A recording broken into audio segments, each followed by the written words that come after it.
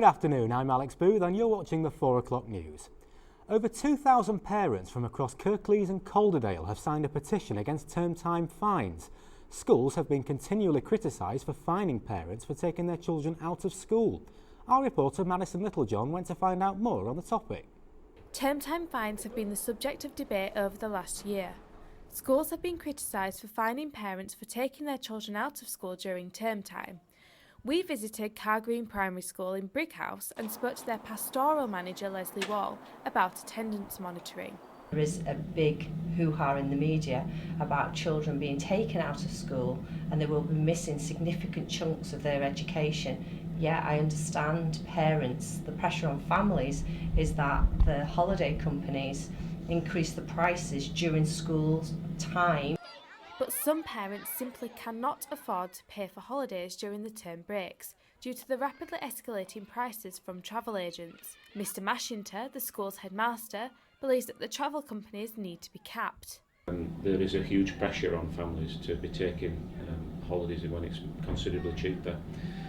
It's a difficult one. I mean, I feel for families in that respect, but I'm also trying to follow the guidance that we're given from the government. We went out onto the streets of Huddersfield to ask the public their thoughts on children's attendance and the link with the prices of holidays. I think it's really unfair. It's so expensive if it's not in the summer holidays, and I just think it's an absolute joke. I think the parents have a moral responsibility. I'm not sure that fining the parents is the way to go about it. I think it's wrong. I think that children learn when they're on holiday with things that happen and adventures and things, and I don't think that they should be fined at all. The green packaging with explicit health warnings from now on. The 4 major tobacco firms lost a legal battle against the government's new plain packaging rules, which aims to prevent young people from taking up the habit. Cigarette packaging will now have pictures showing the harmful effects of smoking and must now cover 65% of the front and back of every packet. Companies have a year to sell their current stock. A butcher's, which has been serving the community of Linley for over 70 years, is set to close next weekend. Carl Livesey has been in charge of the shop for over 40 years and is set to retire at the end of the month. The 59-year-old meat purveyor was an apprentice at the shop for 10 years before he bought out the previous owner. Livesey explains that his children are following other career paths and are not interested in taking on the business. The new owners have plans to convert the meat shop into an Italian-style coffee bistro, and we have Mr Livesey's thoughts on the closure. None of my family want to take it on, so I have decided to sell and let somebody else have a go. I'm a bit sorry to see it go, but in other ways, I'm happy to see it go, that I've sold it and it's time to move on and do something else with my life. And all the best to Carl there. Now, the reconstruction of Ellen Bridge has now gone underway following the damage caused by the Boxing Day floods. The floods caused masses of destruction and hundreds of thousands of pounds of damage throughout Calderdale and Kirklees. The bridge, which has been the main waterway for the village, has stood since the mid-1800s.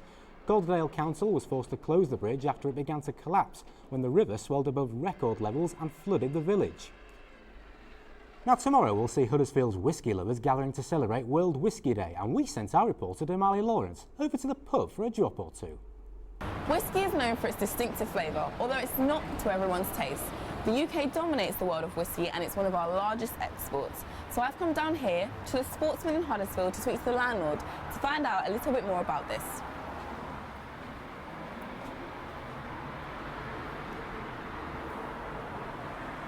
So we've got a few whiskies here. Could you tell me 2 of the world whiskies and what they're about and their flavours and stuff like that? Yeah, I've picked out an interesting range of whiskies. Our house whisky, our bestseller is the Bushmills. It's from Northern Ireland, okay. And it's the oldest distillery in the world. Started up in 1608. It's a fantastic entry-level whisky, really smooth, easy to drink, and it's one that works really well in if you're going to make any long drinks, anything with mixers, anything like that. It's a great whisky. Then I've picked the Macmyra.